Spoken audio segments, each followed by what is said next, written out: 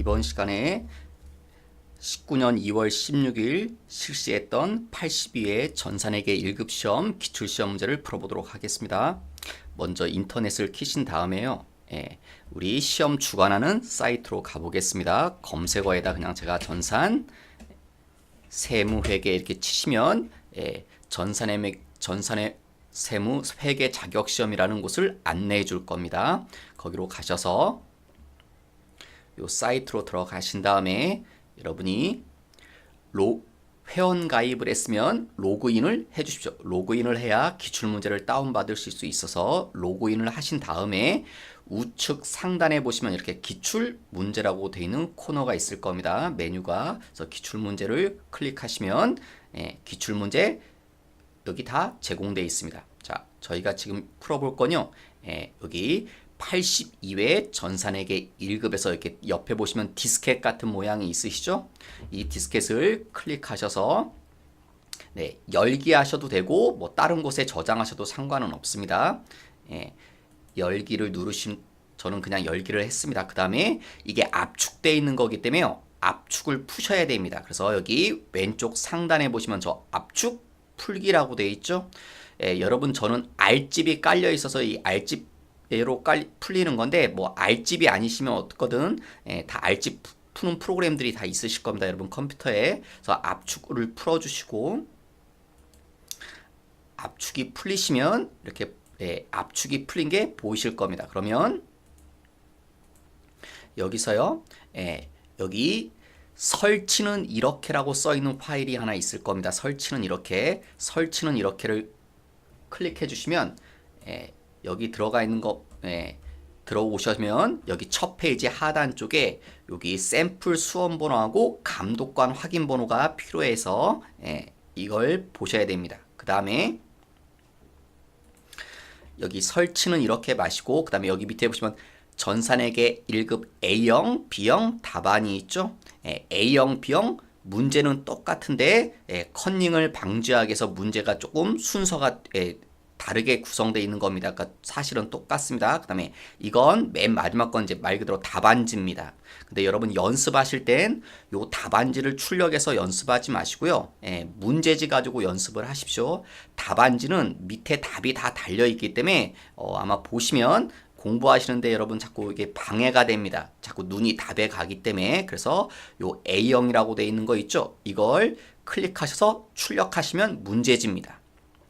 그 다음에 여기 노란색 폴더가 하나 있을 겁니다. 3교시라고 써 있는 거, 요 노란색 폴더 안에 가셔서 TAX라고 되어 있는 거 있죠? 빨간색으로 TAX. 이게 문제 설치 프로그램입니다. 얘를 클릭, yes 하시면, 자, 문제가 설치됩니다. 그 다음에 여기 수험번호 입력하라고 나오죠? 아까 그래서 저희가 설치는 이렇게란 파일이 있었죠? 설치는 이렇게 보시면 회계 1급 샘플 수험번호 21111 수험번호가 전체 8자리니까 1이 7개입니다. 그래서 여기다 2, 1 쭉 치시면 그 다음에 이름 성함은 그냥 뭐 연습이니까 아무 이름이나 쓰셔도 됩니다. 뭐 홍길동이라고 쓰시든 여러분 성명 쓰시든 그 다음에 설치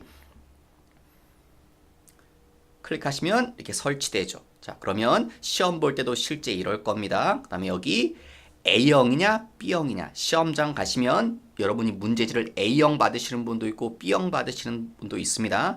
A형 받으면 A형이라고 체크하시면 되고 B형은 B형이라고 체크하시면 되고 근데 저희는 그냥 A형이라고 연습하겠습니다. 감독관 확인 번호는 시험 시작하면 감독관들이 칠판에 감독관 확인 번호 써줍니다. 지금 저희는 아까 알았죠? 71, 24번 그래서 여기다 71, 24번을 치시면 그리고 로그인 하시면 시험 보는 프로그램 속으로 들어오실 겁니다. 자, 그리고 이제 문제지를 보도록 하겠습니다. A형 시험 문제지. 자, 이번 시간엔 이론 문제만 풀도록 하겠습니다. 이론과 실기를 나눠서 자, 이론 시험 문제 보시면 15문제가 출제될 겁니다. 이론 시험 15개면 최소한 10개 정도는 목표로 하셔야 됩니다. 맞출 걸. 1번 다음 거래 내용을 보시고 12월 31일 결산 수정 분계 시 차변 계정 과목과 차변 금액으로 적절한 것은 18년 8월 1일 소모품 60만 원을 현금으로 구입하고 자산으로 처리하였다. 12월 31일에 결산 시 소모품 미사용액은 25만 원이다. 자, 이걸 그대로 회계 처리로 한번 해보도록 하겠습니다. 자, 8월 1일 날 소모품 60만 원을 현금으로 구입했다.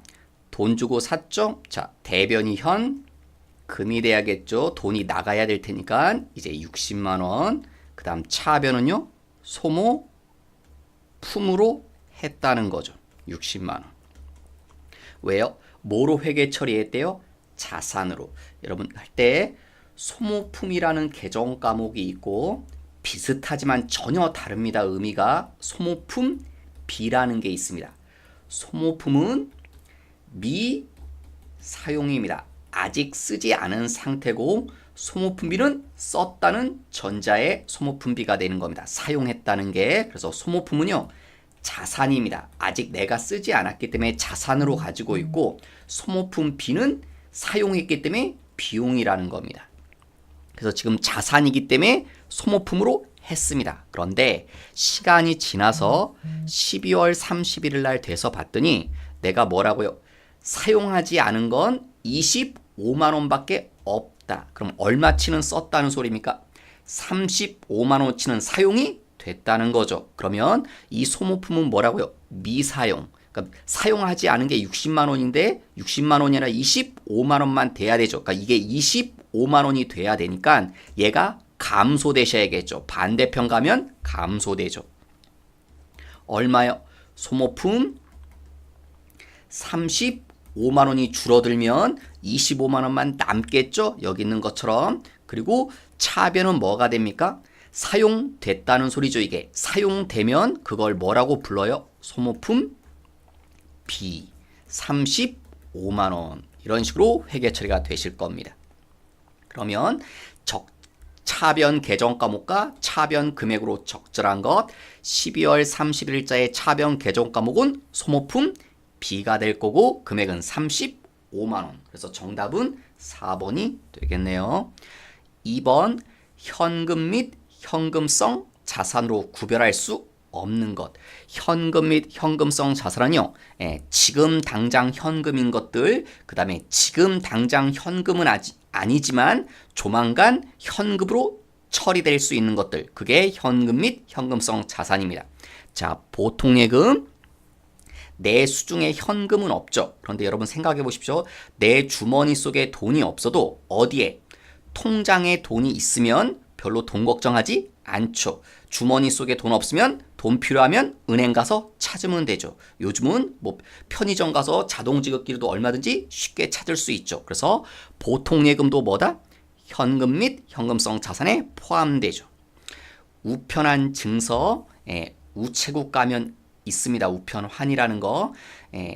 이것도 종이 쪼가리지만 이 종이를 들고 우체국에 가면 바로 돈으로 교환해 줍니다. 그래서 현금성이 아주 강하죠.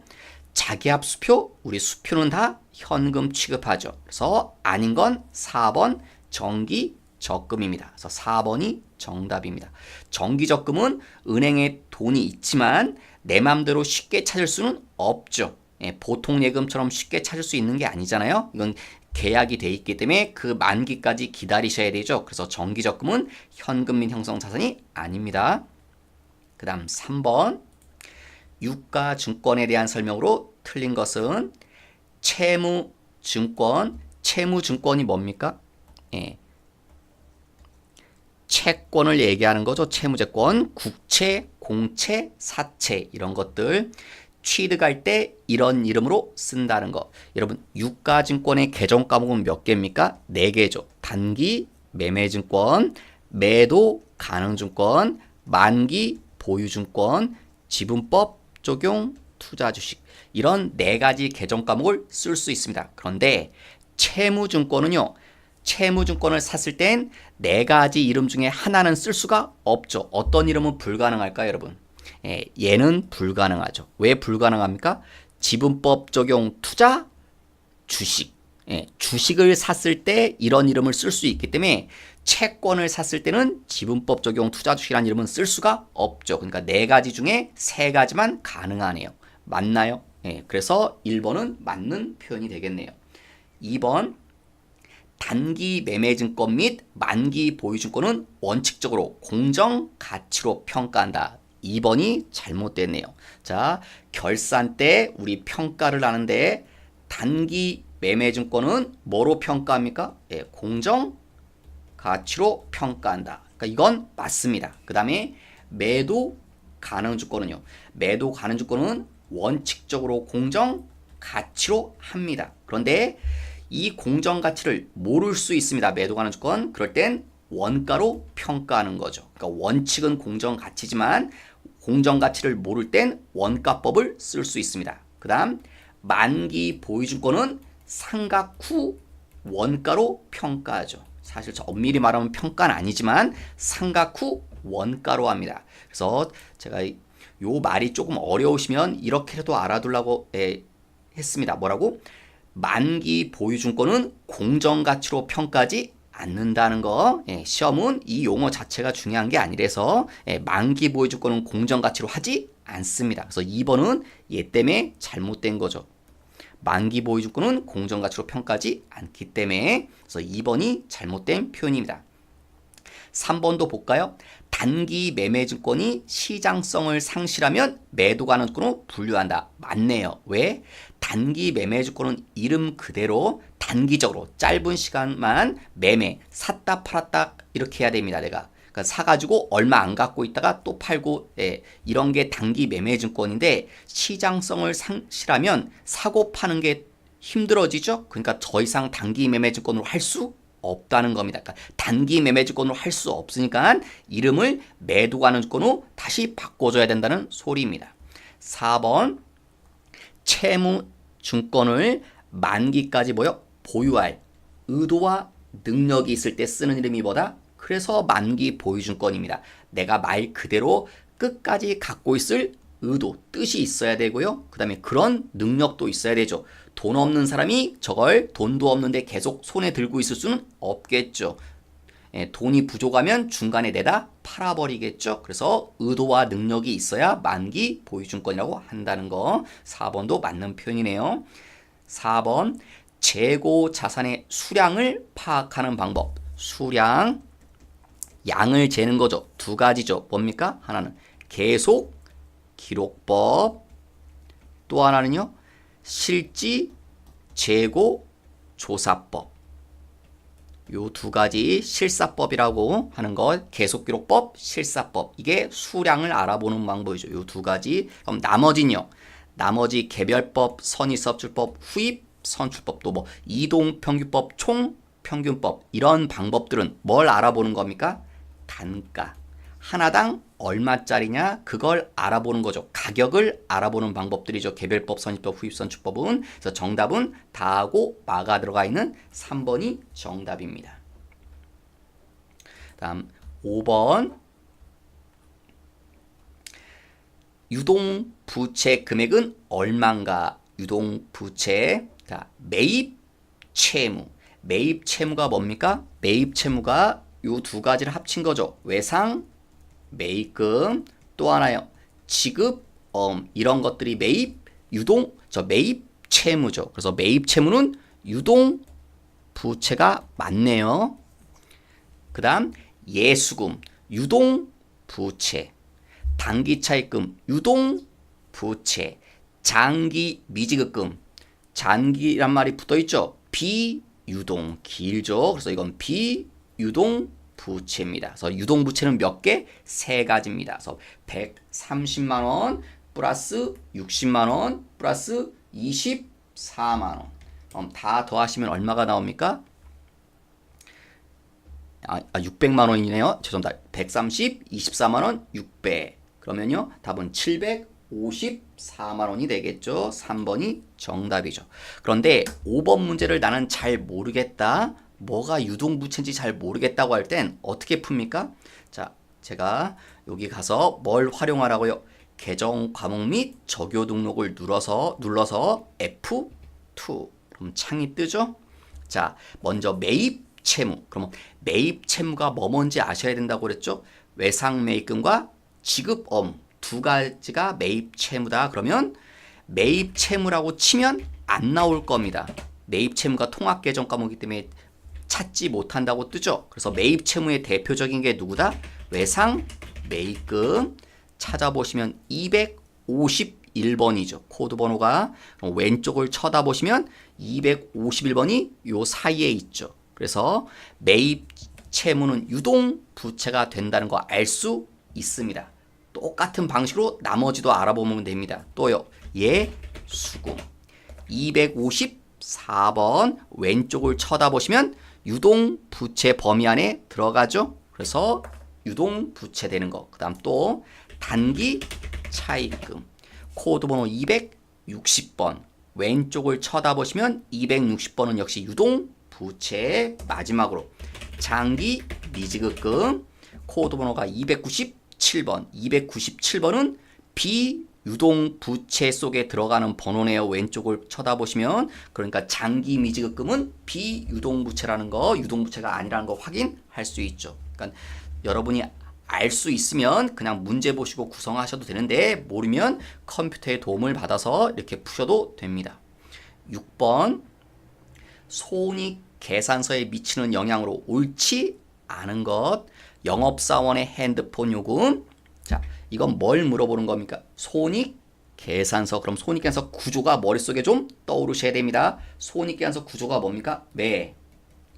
매출액에서 빼야 된다. 뭘? 매출 원가를. 그럼 뭐라고 한다? 매출 총익.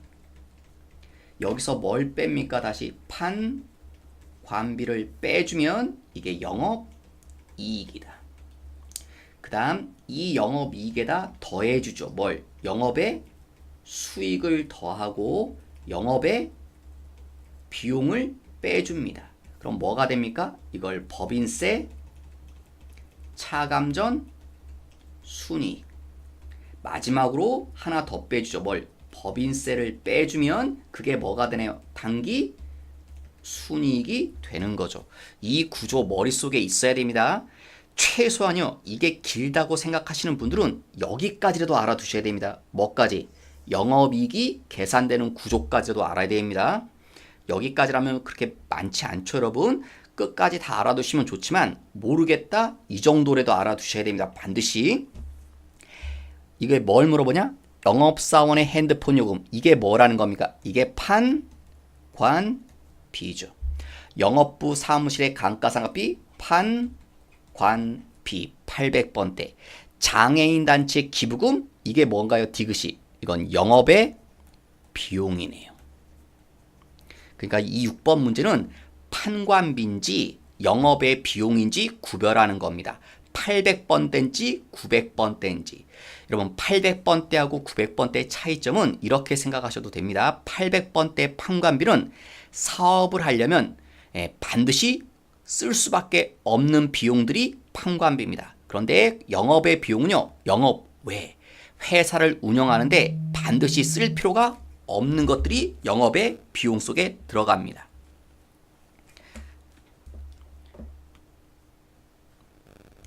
그럼 1번 영업이익에 영향을 주지 않는 디귿은 단기 순이익에 영향을 준다.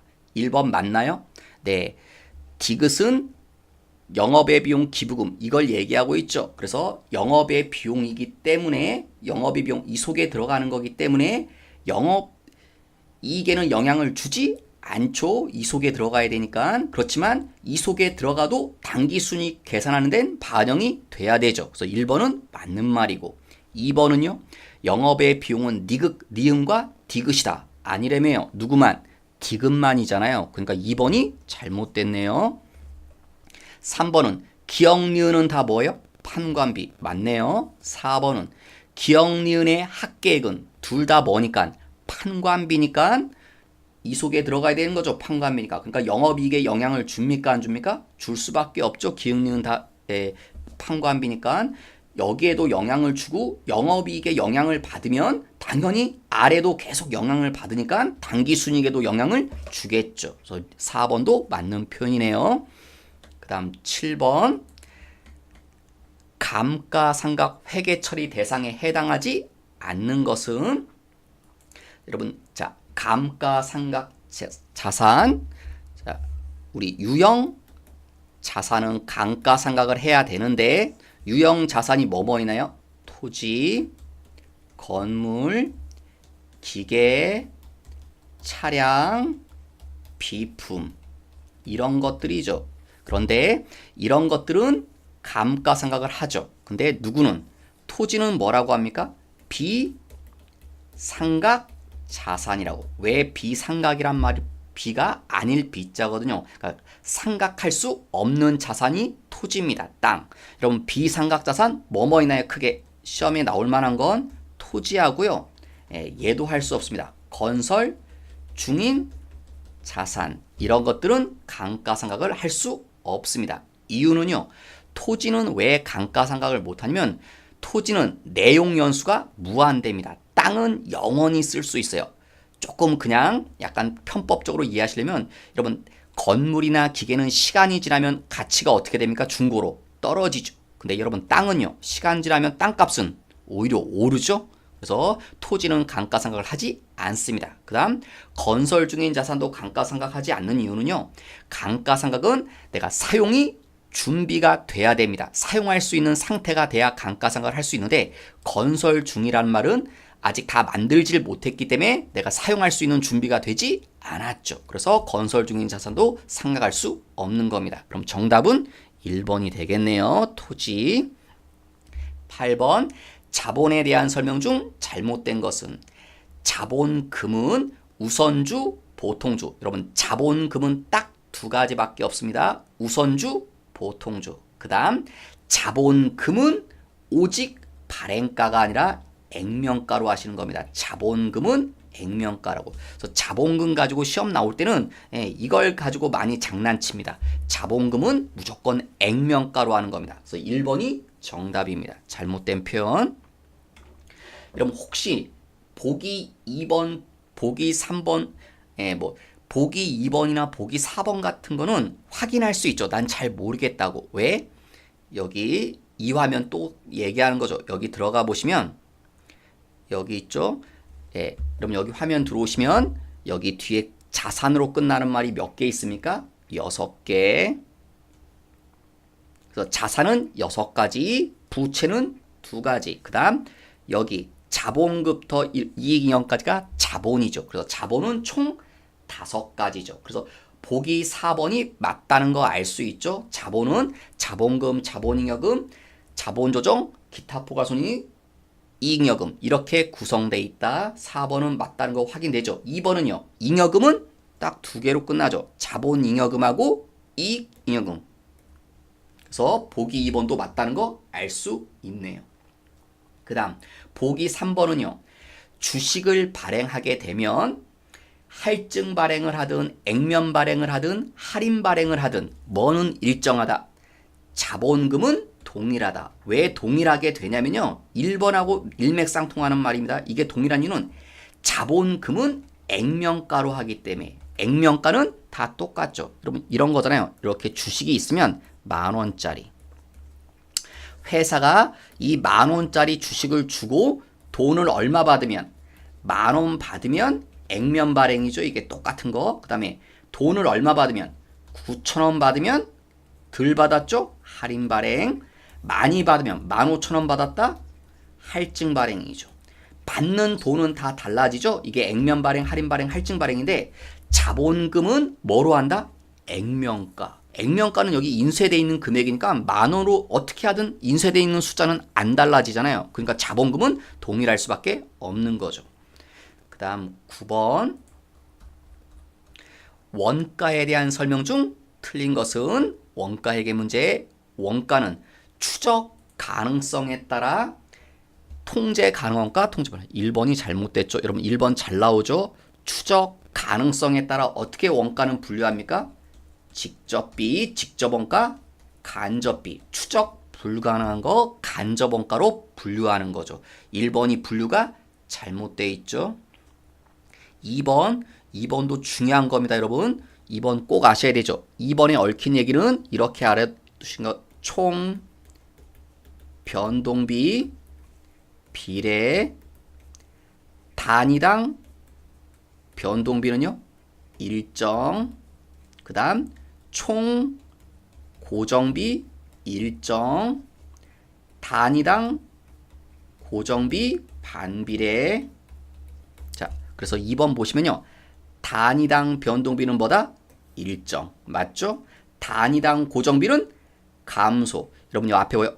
증감에 따라 감소한다. 서로 반대죠. 단위당 고정비는 그래서 반비례. 그래서 2번은 맞는 말이죠. 3번도 반드시 암기사항. 뭐요? 이거부터 기초 원가. 뭘 기초 원가라고 합니까? 직접 재료비 플러스 직접 노무비. 그 다음 가공 원가. 가공 원가는요. 직접 노무비 플러스 제조 간접비. 이거 반드시 암기사항이죠. 꼭. 자, 가공 원가, 직접 노무비하고 제조 간접비. 맞는 말이죠. 4번 매몰 원가. 매몰 원가가 뭡니까? 매몰당했다는 표죠. 그러니까 이거는 과거 원가입니다. 매몰 원가의 결론은 후회해도 소용이 없다는 겁니다. 왜? 이미 지난 일이기 때문에. 그래서 지금 의사결정할 때는 과거는 잊어버리고 의사결정을 하셔야 된다는 거예요. 그래서 매몰 원가는 의사결정에 영향을 미치면 안 됩니다. 과거 매몰 원가에 함몰되면 과거에 얽매여서 올바른 선택을 할 수 없는 겁니다. 그래서 매몰 원가의 결론은 의사결정에 영향을 주어서는 안 된다는 겁니다. 10번 직접 노무비의 70%를 제조간접비로 배부한다. 만일 특정 작업에 배부된 제조 간접비가 35,000원이라면 그 작업에 소요된 직접 노무비는 얼마인가? 자, 우리 원가할 때 원가의 3요소 직접 재료비, 직접 노무비, 제조 간접비. 이게 원가의 3요소죠. 자, 제조 간접비를 배부하는데 뭐라고요? 직접 노비 이거의 몇 프로? 70%를 이렇게 제조 간접비로 배부한대요. 그래서 제조 간접비 얘가 얼마가 됐다는 겁니까? 35,000원이 됐다는 거네요. 그래서 이걸 식으로 세우면 이렇게 세울 수 있겠죠. 직접 노무비의 이거의 몇 프로요? 70%가 누가 된다고요? 제조 간접비가 되는 겁니다. 그런데 제조 간접비가 얼마가 됐다? 35,000원이다. 그러면 직접 노비 구할 수 있겠죠? 어떻게 하면 됩니까? 넘겨야죠. 그러니까 여기가 곱셈이니까 넘기면요. 나눗셈이 되겠죠. 그래서 어떻게 해요? 35,000원 나누기 얼마? 70% 하면 직접 노비가 얼마인지 나올 수 있겠죠? 나눗셈 하시면 나오겠네요. 그래서 시험장에 갈 때 반드시 뭐 가져가세요? 계산기를 가져가시는 게 좋습니다. 정답은 5만원이죠. 35,000원 나누기 70% 하시면 5만원이 나오실 겁니다. 11번 다음 중 제조 원가 계산을 위한 제공품 계정에 포함될 수 없는 것은? 자, 제공품 계정이 핵심이거든요. 시험에 나오면 제공품을 쓰시면요. 제공품은 T 계정이라고 하죠. 여기 기초. 그래서 기초의 반대가 항상 뭡니까? 기말. 그 다음에 이쪽에 뭐가 들어가나요?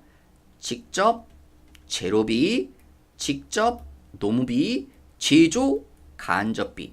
왜? 제공품이 뭡니까? 만들다만 물건이죠. 그러니까 일은 시작했다는 소리입니다. 그러니까 일은 시작하니까 직접 재료비나 직접 노무비나 제조 간접비는 투입이 되겠죠. 물건 만들려면 들어가니까. 근데 제일 중요한 건요. 여기입니다. 대변 쪽. 이게 뭡니까? 의미가 완성이죠. 다 만들어졌죠. 그럼 제공품은 감소될 겁니다. 이걸 다른 말로 뭐라고 합니까? 단기 제품 제조 원가란 표현을 쓰죠. 그 다음에 이게 뭡니까? 요 세 개. 직접 재료비, 직접 노비, 제조 간접비를 합치면 이걸 뭐라고 부릅니까? 단기 총 제조 원가라고 부르죠. 반드시 알아야 되는 거죠. 직접 재료비, 직접 노비, 제조 간접비 합치면 단기 총 제조 원가다. 자, 그럼 다 했네요. 자, 1번 여기 있네요. 2번 여기 있죠. 기초. 3번 여기네요. 4번. 네, 4번이 정답이죠. 여기서 말한 기말은 기말 원재료가 아니라 기말 제공품인 거죠. 그래서 4번은 기말 제공품 재고액이라고 해야 맞는 표현이 되겠죠. 12번. 12번은 단순한 거네요. 좀 보조 부문 원가를 제조 부문에 배부하는 방법. 여러분 이게 세트처럼 입에 좀 달달 붙으셔야죠. 뭐요? 직접 배부법, 단계 배부법, 또 하나 상호 배부법. 세 가지. 직접 단계 상호, 직접 단계 상호, 직접 단계 상호, 직접 단계 상호. 자, 그냥 조금 더 보충 설명. 직접이 뭐죠? 제일 쉽다. 누가 제일 어렵다? 상호가 제일 어렵다. 이렇게 갈수록 어려워지는 방법. 여러분 모든 일엔 장단점이 있다. 쉽다는 건 뭐가 단점이다? 부정확해요. 정확도가 떨어집니다. 그러면 상호가 어렵다며요. 여러분 어려운 방법을 왜 씁니까? 어려운 방법을 쓰는 이유는 그만큼 뭘 얻어내는 게 있기 때문에 어렵지만 쓰는 거겠죠? 계산이 정확하기 때문에 어렵지만 쓰는 겁니다. 그래서 직접 단계 상호, 직접 단계 상호. 그러면 3번이 여기 없는 말이죠. 그래서 3번이 정답이 될 겁니다. 13번 필요적 기상, 암기상이죠. 아주 단순한. 자, 필요적 기상 뭡니까? 공급자, 물건 파는 사람의 사업자 번호, 필요적 기상이죠. 조금 더 보충하면 뭐도요? 상호, 성명도 다 필요적 기재사항이죠. 상호나 성명도. 근데 물건 사는 사람, 공급 받는 자는 뭐만이요? 등록 번호만 필요적 기재사항이고, 그 다음 공급가액과 부가세는 따로따로 반드시 써야 되고. 2번이 정답이죠. 얘가 아니라 뭐예요? 작성 연월일이 필요적 기재사항이죠. 공급 연월일이 아니라 세금계산서 작성하는 날짜가 필요적 기재사항이죠. 공급 연월일 좀 주의하시고. 그 다음에 14번 영세율과 관련된 설명이다. 틀린 것은 1번 영세율은 수출하는 재화에 적용된다. 맞죠? 영세율은 완전 면세다. 네, 맞는 말이죠, 여러분.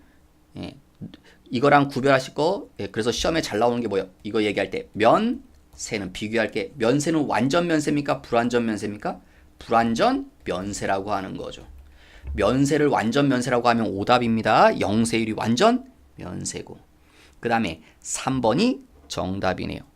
직수출은 해외로 직접 수출한다는 거. 세금계산서를 발행하고 교부할 수 없다. 왜요?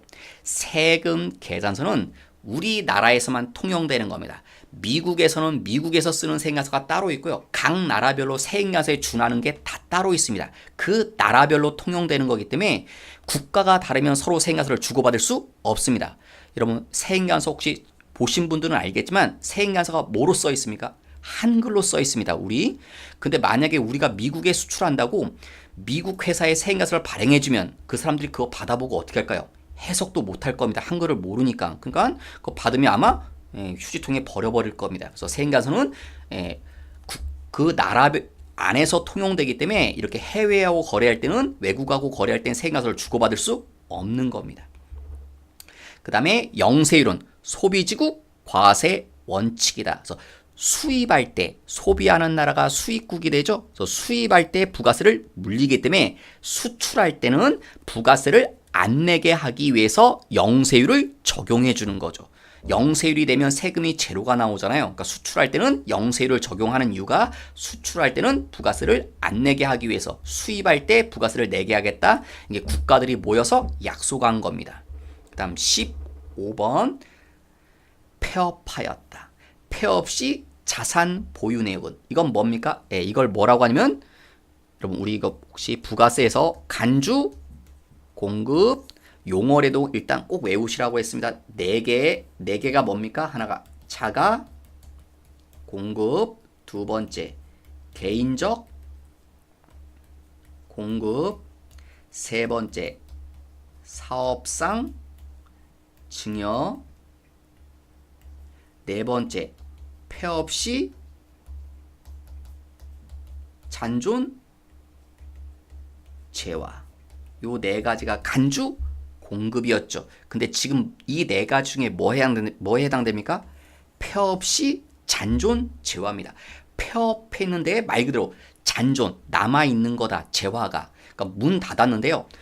우리가 회사가 쉽게 폐업하면 망했다는 거겠죠. 망했어요. 근데 창고에 물건이 쌓여 있겠죠. 왜냐하면 대부분 회사들은 못 팔아서 망하니까 장사가 잘 안 되는 이유가 안 팔리잖아요. 그러니까 창고에 물건이 쌓여 있을 겁니다. 그거에 대해서도 부가세를 내셔야 됩니다. 자, 무슨 금액으로? 여러분 제가 혹시 이런 말 들으면 제가 수업 시간에 이런 말 많이 쓰거든요. 여러분 회계 처리할 때 사라진다. 사라질 때 차변, 대변, 분개할 때 사라지는 물건 여기다 대변 쪽에 쓰죠. 뭐 이렇게 상품 없어지면 상품이 사라졌다, 없어졌다. 뭐 팔아도 없어지죠. 자, 그러면 여기다 금액을 쓰는데 제가 이런 말 합니다. 사라질 땐 무슨 금액으로 사라진다? 원가 금액으로 없어진다. 그러니까 없어질 땐 원가 기준. 그런데 부가세는 무슨 기준? 시가 기준. 그래서 숫자 2개 나와 있는 이유가 그건 거죠. 부가세 얼마 내야 된다는 거예요? 시가가 800이라고 그랬죠? 그러니까 부가세는 시가 기준입니다. 그래서 부가세의 시가 기준. 이거에 얼마 내야 돼요? 10%인 80만 원을 납부하셔야 돼요. 창고에 쌓여있는 물건 그거 시가로 800만 원 아치다. 그럼 10%인 80만 원을 내야 된다. 근데 질문은 뭘 물어봤나요? 과세 표준. 그래서 과표는 얼마예요? 800이죠. 부가세는 80이 될 거고. 그래서 15번의 정답은 4번이 될 겁니다. 자, 이론 문제는 여기서 마치도록 하고요. 실기 문제는 다음에 이어서 하도록 하겠습니다.